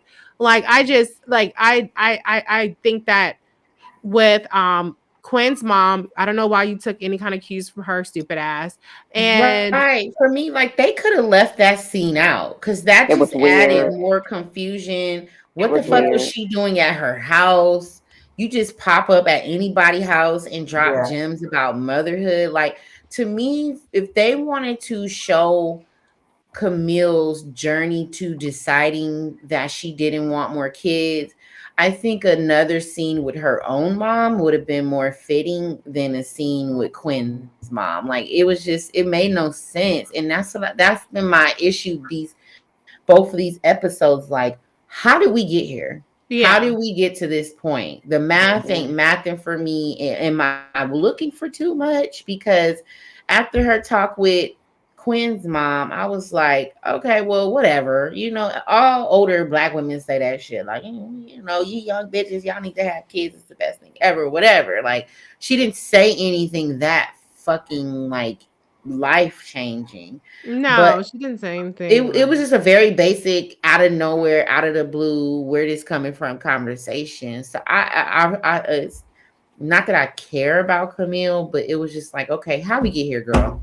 How we get here? Well, my thing is, I mean, I think so. Something that's realistic is you do have Black women who get older, you know, because at 35-year geriatric pregnancy, which nobody tells you until you're fucking 35, and you're like, what the fuck is this shit, you know? And so I think we know women, or sometimes we've had our own, you know, situations where we wonder, like, you know, what if I can't have kids? What if I can't give my husband a kid? Or what if I can't give anybody a kid? Or you're in a relationship and there's that potential mismatch where you know it's something that they really want and you're not sure if you want to get it. So if you can give them that, I think that's an interesting angle that they kind of started to explore, but then they turned it into like, I like my career and I don't want to have kids. And I feel like mixing those two, I don't really like that, because I think that the fertility issue is an issue that stands alone and that really can resonate with a lot of people. And I think that the issue of not wanting kids is something that stands alone and can resonate with a lot of people. But I think to put those two together, I didn't like that combination. I don't know if that's being picky. Ashley, what do you think? I think you don't. I think it's pushing that narrative that a woman has to choose between the two when you really don't. Yeah, you know, there's that too. It's not as progressive as a storyline as it should be, especially if you're doing this type of show, right? Like, you're showing these women in their careers, you're showing them through, you know, navigating their relationships, you're showing them navigating their own mental health. You know, why are you saying that in order for you to have one, you got to sacrifice or give up the other? And I think that's a very dangerous narrative. You know, it pushes this whole idea that it's just not possible to have it all, and you really can. It's absolutely. It's not going to be easy, you know, and not even a little bit will it be easy, but it's absolutely something that's plausible. So for me, with her,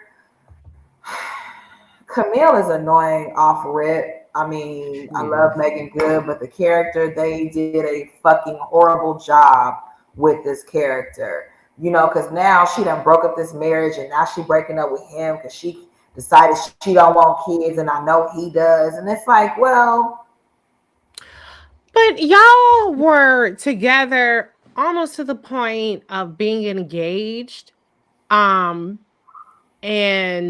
y'all didn't, like, this didn't come up, like, bitch, like, I don't know, I just feel like you break up, and it's not her fault alone because he was right there with him, but I'm like, I think that's kind of fucked up to sit up there and break up an engagement / wedding, and y'all don't even agree on point having kids. Like, wait a minute, this didn't dawn on you motherfuckers. Like, because I feel like, I don't know, like, debating. I'm not saying you should have kids with somebody because you didn't tell them up front that you didn't want to have kids, but it just seems like, it just seems fucked up. It just seems fucked up. And it's whack. Yeah. If you don't say I don't want kids or make that known, then it's automatically implied. They talked about it. That's what they were talking about. Like, they had earlier conversations, like when they were together, that they were going to have kids. So after the blow up, you know, I guess it was just assumed everything that they talked about before just kind of pushed forward. it was just very odd to me, and it really, to me, just kind of cemented, unfortunately, this thought that women can't have a flourishing career and have children as well too, because we're the ones that, you know, the birthing parent has to bear the child, but you know, they could have done surrogacy. I mean, like, there are all these other things that they could have done. It Having a flourishing career does not mean that one can't have children. But if a person says that, listen, kids aren't in the cards for me, that's not something that I want. I mean, cool, fine, but to make it that both can exist at the same time, I was just like, that's that shit that just kind of, it's a woman's position to do one or the other, Right. not both. When men fly around with whole families, you know what I mean? And like, Beyonce carried natural twins. Let her tell it, you know. So it's like she got twins, she got a child, you know. She's a fucking superstar. Rihanna performed. Let her tell it. Oh no, that was Jay-Z that said it. That was Jay-Z. I'm just saying I can't personally confirm that. That's what they said. You know what I'm saying? So, because some people might be like, well, I don't know. I'm not arguing. If you believe that that's not what happened, that's okay. That's more, not that I don't believe it, but I know some people will be like, so I'm just saying.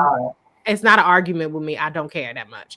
But anyway, but I think it's just, and Season, maybe you can chime in too. I think to make the fertility the basis or the impetus for this, I just don't think that's fair when the reality is you don't even know what your fertility situation actually is. And so you've introduced the topic by making this thing seem like this is a hindrance, when the medical reality around that is that it's more complicated than that. You know, there's more nuance to it. So I just wish that they would have I wish that they would have just kept that separate, you know. Season, what do you think? Well, I've already said, like, on one hand, I appreciate them discussing, you know, getting screened for your fertility, freezing eggs, discussing different options, and if you want to have children at all. I appreciate that, but at the same time, they did kind of just throw it out there and not really give any true, genuine information. You know, it was very surface level. And, you know, at the end of the day, especially because I did go through a lot to have my children.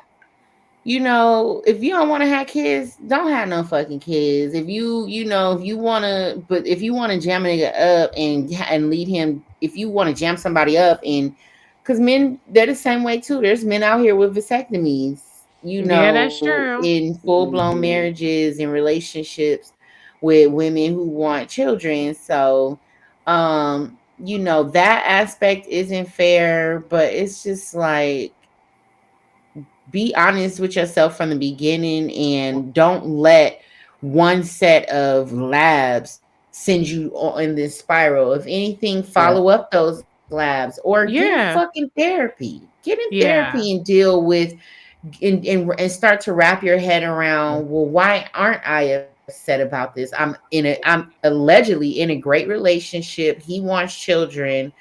Get in fucking therapy. Like, figure it out. But like this show keeps kind of perpetuating, is women need to figure their shit out before they're in any kind of relationship. They're not supposed to work on themselves or figure things out within a relationship. They have to break up with this person. And then, you know, no, that's not what a partner is. You think once you get with your partner, you're whole and you're never going to be fucking confused again or lost or depressed or sad or don't know if you want this job or maybe you want to go back to school.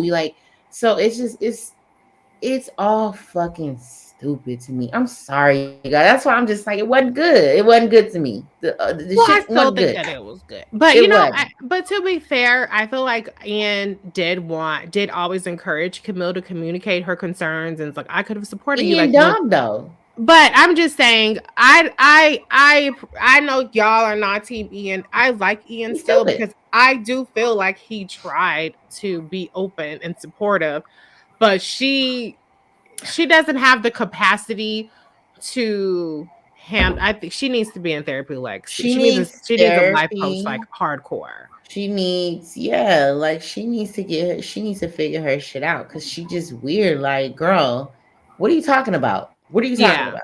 Let me go to some of the comments. Karina says, I think Camille makes knee-jerk reactions or knee-jerk decisions and doesn't process shit long enough before coming to a conclusion. Okay. I'm going to tell a true story. It's about people who make knee-jerk reactions. Okay. I'm not going to put the person on blast, but anyway, so I get a call from this person and they're like, Reese, come with me to try on wigs. And I was like, okay. And I mean, this was like 15. This was like years ago when lace fronts first came out. Okay. Like over a decade ago. And I was like, okay.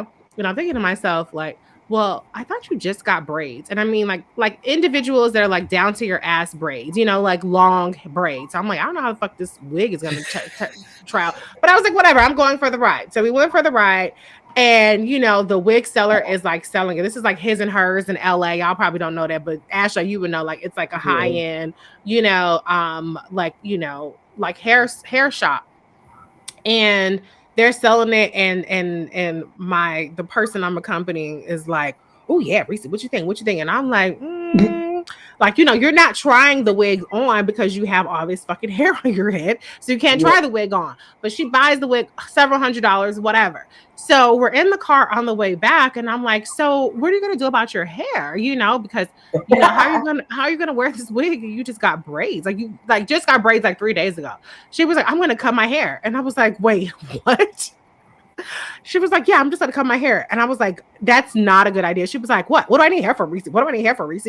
And I was like, I said, you know what? I said, that's not a good idea. I said, but if that's what you're gonna do, don't tell anybody else that, because that's ridiculous.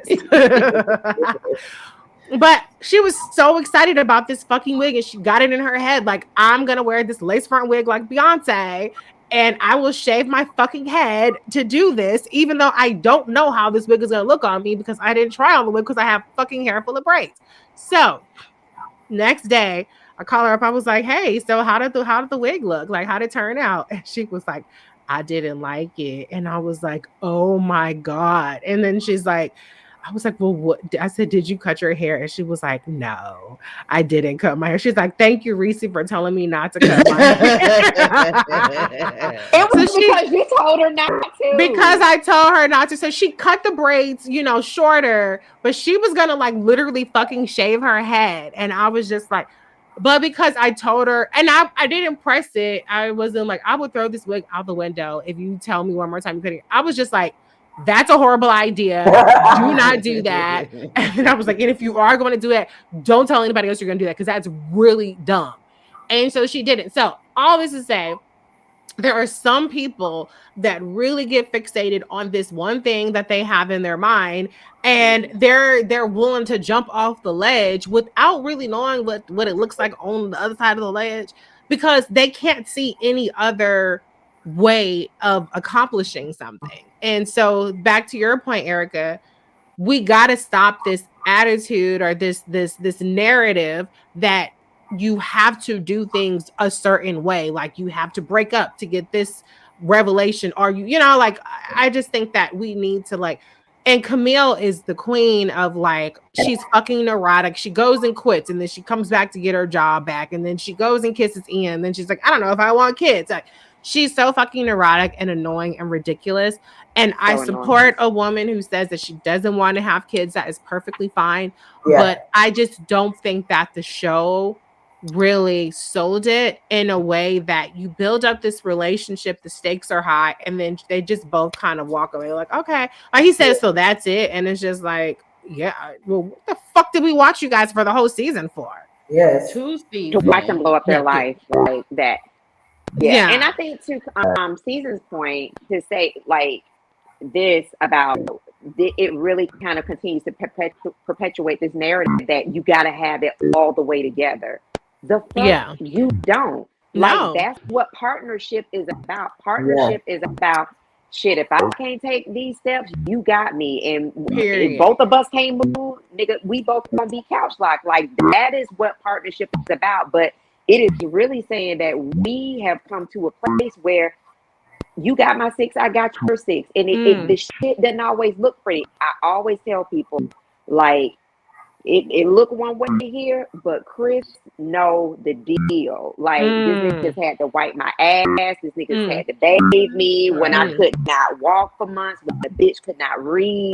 When I could not drive. Like he was in it with me. He never blew my spot up or shared that out widely. But like that's what partnership is about. Like not living in imagery, but actually living life and having somebody be with you in life to the capacity that they have to give it to you. So I'm with Season, and I'm glad she brought that point forward, that it really does continue to perpetuate. Like the whole perfection bullshit, and I know I'm just saying, like, just all like that is in the lexicon, but I have completely like, I dynamite that shit every motherfucking day. Like, man, fuck perfect. This shit might not look together, but this is what I'm gonna give. Right. What you're getting. Yeah. But let's also be clear. A big reason why Camille is like, I mean, you can go. It's because she has Jameson sniffing up her ass the whole fucking time. I told y'all Jameson a motherfucking creep, bitch. I don't care what nobody say.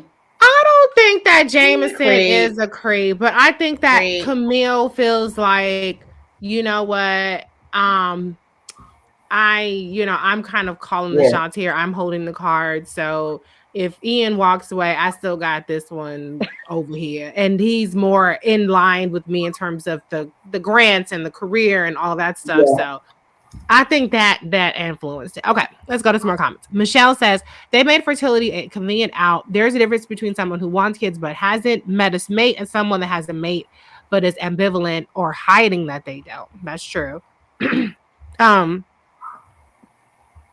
Let's see. S. Murphy says, she lives in the moment and it makes sense when you factor in her childhood. That is true. That's a good point. Wow. With Camille, I'm like, damn, bitch. I'm assuming that's what the stars means. Can't you compromise on maybe one child all these years, y'all together, and now you don't want kids? I don't think you should compromise if you don't want to have kids. Please don't have them. Do that. Please don't do it. Like, I don't, Your uterus does not mean that you have to have children. I'm all for people not fucking having kids. Like, if you don't want them, don't, because that shit is a fucking lifetime commitment. Yeah. Some people have them and they don't even fucking like them, honey, within a month of bringing them niggas in. So, no. I don't think you should compromise on that. I just think in terms of the plot, it just came a little left field for us. I feel like if they're going to introduce that, I think you need to develop it a little better than what they did. But like, I'm like one and done. I'm like, nope, no. And people will be like, you should have it. Don't you want?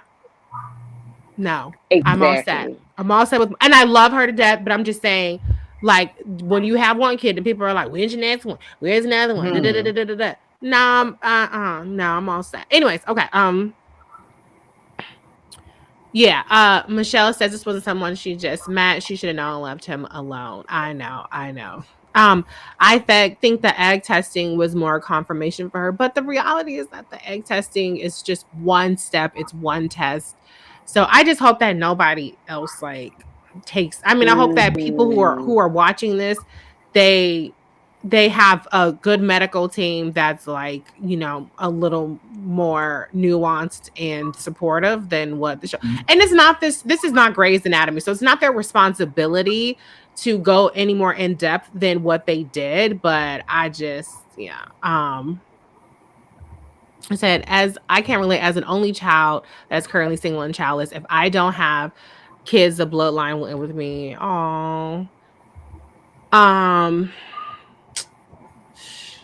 Yeah, that sucks. You can have a baby though. Me too, Karina.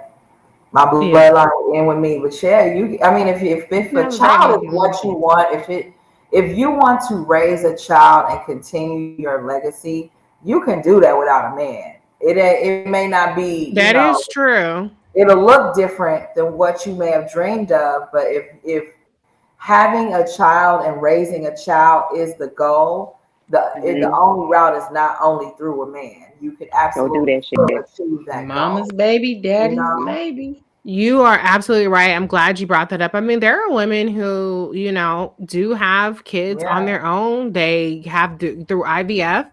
And you know, as much as people want to talk shit about single moms, there's single moms still pulling. So it's not the end of the world.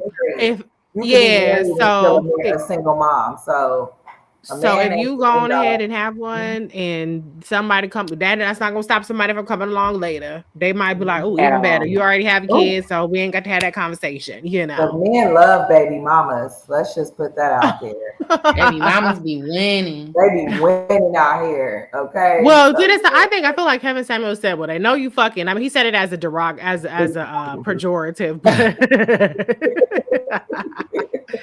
I mean, you know, there are so many ways. I remember somebody called in on the Clay Kane show and was kind of talking shit about it. And I was just like, nah, fuck that. Like, you know, at the end of the day, like, however you do it is how you do it. People bounce back. There are people who have kids, marry, get divorced.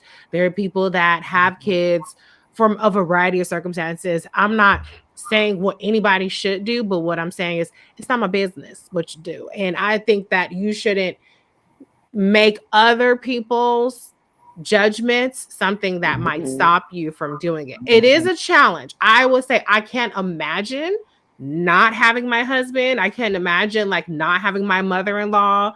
But that's not to say I would discourage somebody who didn't come from my circumstances to have a baby. It's just something to be aware of. And there are people that are single, and I'm like, I don't know how you do it, you know, but they make it work. And I think you make your circumstances work. So yeah, Ashley, you're 100% right. There are definitely ways to have a kid, even if you're not partnered up. And there are ways to get partnered up even after you have a kid. So yeah, maybe you might want to look into that, Karina. Because people do it all the time. Okay, you can have a kid, you can adopt, but there are women that are out there having babies. Okay, by themselves. The baby's coming from somewhere. Yeah, they're not falling on the source. Okay. Okay. Let me see. Let's wrap this up. Let's see. Let me see. Let me scroll down. I kind of got super behind. S. Murphy says, I loved when Blackish showed Dre and Rainbow going through their rough patch. Yeah, I didn't keep up with it that much. Okay, let's talk about the plot twist at the end. So the epilogue after Ian and Camille break up is all four ladies are sitting in an urgent care clinic. Somebody had a medical episode, and come to find out, one of them is pregnant, and none of them, like whoever it is, they didn't know. So, what's your theory? Who's pregnant? Quinn. Okay. Quinn. You guys think it's Quinn? It's Quinn. Well, why do you guys think Quinn? Well, they've been doing stupid shit with her character.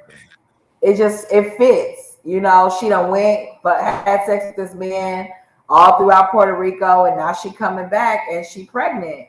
Yes. Quinn. Well, Quinn, I don't know if you guys noticed. I don't know if this was a continuity issue or if some time passed, but Quinn, she had a short bob at the event, and then her hair was back long again. And then her hair was back, you know, like shoulder length again. So I don't know if that means some time had passed or if Quinn just got a new wig. I don't know. But so you just think Quinn, Ashley, because they're just doing stupid shit. Erica, why do you think it's Quinn? So it was just kind of like process of elimination. I was like, Camille, that's too easy. Ty ain't. I mean, she's super fertile, but I don't feel like she fucking with nobody, or she would do something like that and not share it with a girl. And I'm like, Angie, it just doesn't. I'm not feeling it. But I think like for Quinn, having met this person and made this decision that really wasn't her decision. Well, she made a decision that she needed to be by herself, and I think that it just kind of tracks that. She's made this decision. She needs this a long time, and now there's this baby that comes along. So, and maybe that'll kind of fold her back into keep. So, that was my thinking around it. Season, why do you think it's Quinn? I think it's Quinn. Process of elimination. I mean, if it was Angie, she would have been there with Mike. So why would she have been there with her girls? Ty, obviously, she gay. And then Camille, I don't think about her at all. So I mean, I would have thought it was her if she had fucked up. If she had slept with Jameson, then I would think it was her. Just to add that extra ounce of messiness in it. But I just don't want it to be her. How about that? Because the process of elimination, you don't want it to be her. So I don't want it to be her. I also don't want it to be Angie because she got her guy. She got the role that she really wanted. So I want to see her grow in her career and with Michael. I don't want them to me, that is just so like, if they do that. It's easy. That would be too easy. But I think Quinn is the one who needs the focus, the direction. And she obviously, I just think it's a better choice for her character to become pregnant. Okay, before I give my opinion, I'm going to go to the comments. Brown and Pretty says Camille or Angie. Michelle says, I want it to be Angie. Karina says, I only considered Camille considering she doesn't want kids and thinks she can't have them. Okay. The reason why I don't think it's Angie is because Angie stays popping Plan Bs. Like they've been very clear on that throughout the show. She will show up with Plan B and some wine, and that's how her day gets started. So I don't think it's Angie.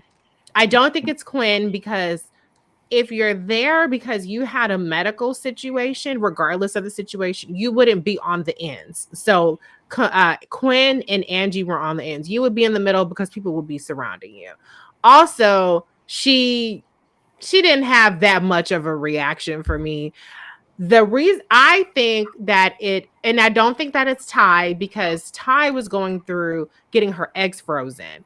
If she was deciding to go forward with that process, I don't think she would be an urgent care surprise. I'm sure when you're going through that process, season, you're getting tested all the time, you're being monitored. So it would not be a surprise that you will learn urgent care, I don't think, because of the kind of monitoring. I think it's Camille because I watched this multiple times. She was the only person that did not look either direction. She stayed looking for it the whole time, and she had the same like face on the whole time. Everybody else I looked like, looked towards the direction of Camille. Now, they weren't like obviously looking at her, but like Angie looked back towards where Ty and towards all the other girls.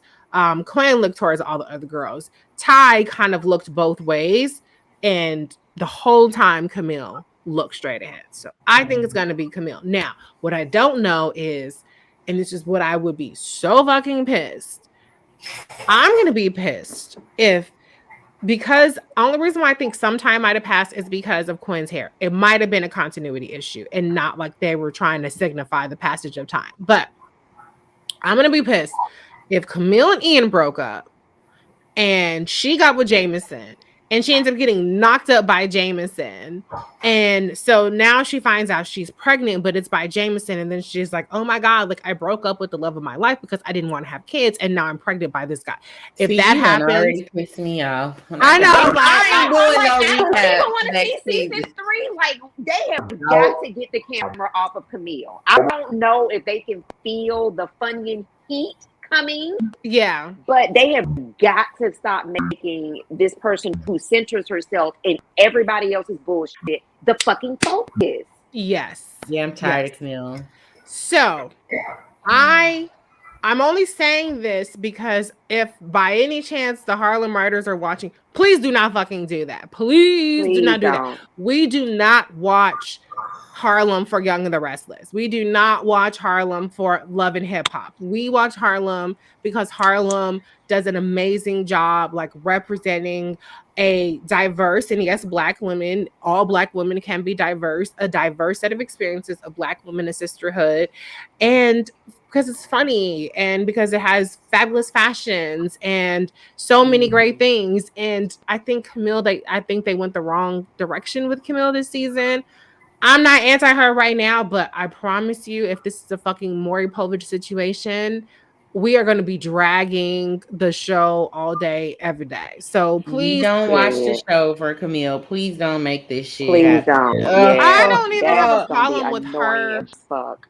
If she's pregnant, I wouldn't have a problem with it if it was from Ian. But if it's from Jameson, I'm not watching one single solitary Camille scene. I will fast forward every I single will time, fast or forward. I I don't will want her mute. pregnant at all. Okay. Mm-mm. Well, so you want Quinn pregnant? Yeah. I Anybody wouldn't be able but to tolerate Camille. Quinn I would being go for pregnant. Ty, Quinn, anybody but Camille. Do not center her ass season 3. Yeah. Yeah. Yeah. I think if it's by Ian, I will be okay with that. I will be okay with that. And Michelle says, I think that's exactly where the writers are going. Writers, we are telling you, do not go that route. Please do not go that route. We do not want to see that shit. Okay. So I would rather see Angie pregnant than to see I Camille want pregnant. to see Angie. I don't want to, but I'm ready. It's time for Angie to glow up, bro. yeah, I want to Yeah. see Angie walking red carpets and on Yes. stage and like planning a wedding. And like, I want her to like live in that moment of being engaged and being on top. And I'm not saying that having a baby means you're not on top, but I'm just saying I think that I would be okay. Ty, you know, they've kind of led up to that with the fertility thing. I don't think it makes sense that she would find out this way. But okay, that's fine. Quinn, I would be okay with Quinn, you know, because it would be Keith most likely, right? I don't know. And I would be okay with Camille and Ian. So that's it, y'all. Any final words on Harlem season 2? More episodes for season 3. I Yeah, know. don't this 8 episode shit. Like, no, we need at least 12. Like, we're not rushing. We're taking our time. If y'all gonna continue to drop 2 or do 1, that's cool. But Right. please don't shortchange. We're paying attention. We're definitely engaged. Like Reese said, we're not watching it for Love and Hip Hop or Real Housewives. Yeah. You know, Season has told you all that it felt very rushed. Ashley, you know, we've all been saying these things. Like, please do not give us you know, let's fuck in the corner kind of season. Give us love making. Give us foreplay. Give us at least 12 episodes. Please.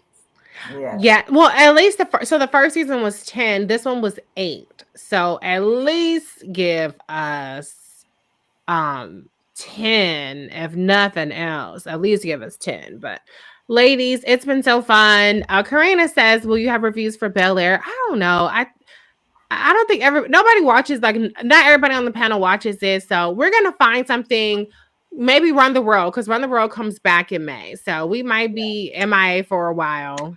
What about Grand Crew? Do y'all watch Grand Crew? I was looking at that. But can we review that? It's only 30 minutes. It's just like a little comedy. Or should we just do like a quick, we could do like, you know, Grand Crew, they have like the wine.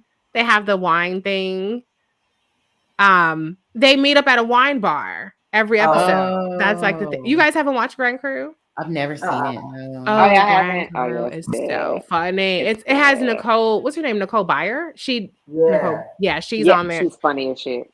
The other people are not necessarily like household names, but it's really, really, really, really funny. But yeah, I mean, we could do something. We'll figure it out. But I think it's on Peacock. I don't think it's going to be on network television anymore. No, it's on Peacock. Oh, okay. Just Yeah, on Peacock. yeah. I think it's only because last time it was on NBC, and you can watch it on Peacock too. But I don't think I've seen it being promoted on NBC anymore. So yeah. We'll figure it out. We'll come back with y'all with something else because we got to get together. We got to hang out. S. Murphy says the Wind Down with Mary J on BET. It was good. It looked cute, but at the same time, I don't know.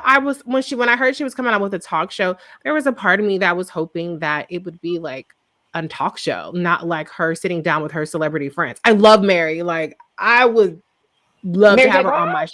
Mary J. Blige. Okay. But I kind of feel like, you know, like just sitting down with other famous people is just kind of like, okay, like that's cool. But Mary is like she's like that woman. She's like that our homegirl in our heads. You know, like she's that one. She our auntie. Well, now auntie, homegirl, whatever. But like, I was just hoping it would be something a little more like with more with the public as opposed to just like yeah. I gotta see that. Excuse me. But yeah, okay, y'all. Well, thank you, ladies, for a great season. Karina says, do y'all prefer all episodes released at once or two? I like the 2 episodes a week. Yeah, I think one is too short because it's only 35 minutes. So that 2 together is like perfect. Yeah. So I think they need to keep that, but just more episodes next time. Yeah. Yep. All right, y'all. Thanks for joining. S. Murphy, Karina, Brown and Pretty, Michelle. There is more people. I hope I'm not missing you. But Rebecca, it's been fun this whole season. Join us for whatever we're recapping next. Bye, y'all. Bye.